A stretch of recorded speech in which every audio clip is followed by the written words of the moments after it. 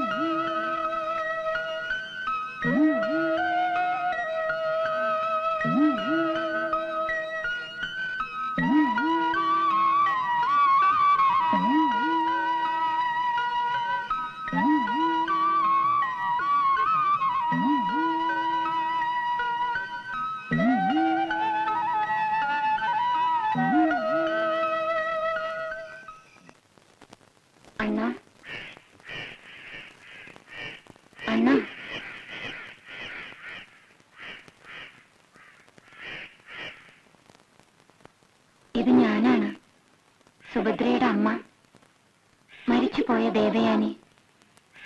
ഒരിക്കൽ അണ്ണന്റെ മുഖത്ത് ഞാൻ കരുതേച്ചു. അതിന്റെ ശിക്ഷ എനിക്ക് തന്നു. ഞാൻ കണ്ണടയ്ക്കുമ്പോൾ അമ്മാവനോട് യാചിച്ചത്. അമ്മാവനോ? അണ്ണനോട് യാചിച്ചത് എന്റെ മകളെ കരയിപ്പിക്കരുതെന്നായിരുന്നു. എനിക്ക് അവളുടെ സങ്കടം കാണാൻ വയ്യ. എന്നാ ഒന്നുകൂടെ ചത്തോ, സങ്കടം തീരും.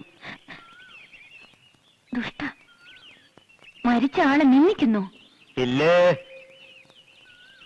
ഞാൻ പറയുന്നതൊന്ന് കേൾക്കണം. ആ കേൾക്കുന്നുണ്ട്. സുഭദ്ര ഒരാളെ കണ്ടുവച്ചിട്ടുണ്ട്. അദ്ദേഹത്തെ അവൾക്ക്... ഏത് അദ്ദേഹം? അവനെ അവൾക്ക് ഇഷ്ടമാണ്. ഒരിക്കലും എന്നെപ്പോലെ അവൾ തറവാട്ടിന് ചീത്തപ്പേരുണ്ടാക്കില്ല. എന്താ അത്ര ഉറപ്പ്? ഇത്രയും കാലം അവൾ അണ്ണന്റെ കൂടെയല്ലേ വളർന്നത്. കുരുത്തം കെട്ടവളെന്ന് മറ്റുള്ളവർ പറയുമെങ്കിലും അവളെ എനിക്കറിയാം. ആരെന്തൊക്കെ പറഞ്ഞാലും അണ്ണൻ അവളെയും അറിയാം. അവൾ കണ്ടുവച്ച ആളിനെ അണ്ണൻ അവൾക്ക് തുണയാക്കണം. ഇല്ലെങ്കിൽ വല്ല കടുങ്കയും ചെയ്താലോ? അവളെ അണ്ണന് ജീവനല്ലേ.